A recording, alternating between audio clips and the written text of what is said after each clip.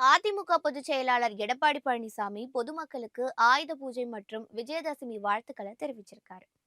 இது தொடர்பாக அவர் வெளியிட்டுள்ள வாழ்த்து செய்தியில, வாழ்விற்கு வளம் சேர்க்கக்கூடிய அறிவை அளிக்கும் கலைமகளாகவும், செல்வத்தை தரும் திருமகளாகவும், துணிவை தரும் மலைமகளாகவும் விளங்கும் அன்னையை பெண்மையை போற்றி வணங்கும் நவராத்திரி பண்டிகையின் 9வது நாள்ல ஆயுத பூஜையும் அதற்கு அடுத்த நாளில் விஜயதசமியையும் கொண்டாடப்படுவதாக தெரிவிச்சிருக்கு. பண்டிகையை கொண்டாடும் தமிழ் மக்கள் அனைவருக்கும் தனது உள்ளம் கனிந்த ஆயுத பூஜை மற்றும் விஜயதசமி வாழ்த்துக்களையும் அவர் குறிப்பிட்டிருக்கார். அழிவு இல்லாத சிறந்த கல்வி செல்வத்தை வழங்குகின்ற கலைமகளையும் செல்வங்களையும் அள்ளித்தரும் திருமகளையும் போற்றி வழிபடுவது நவராத்திரி பூஜையின் சிறப்பு என அவர் தெரிவிச்சிருக்காரு.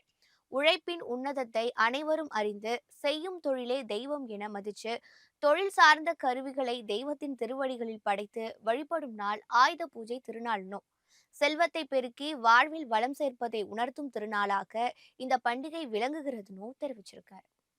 புரட்சி தலைவர் மற்றும் புரட்சி தலைவி அம்மா வழியில ஆயுத பூஜை மற்றும் விஜயதசமி நல்வாழ்த்துக்களை தெரிவித்துக் கொள்வதாக எடப்பாடி பழனிசாமி தனது வாழ்த்து செய்தியில குறிப்பிட்டிருக்கார்.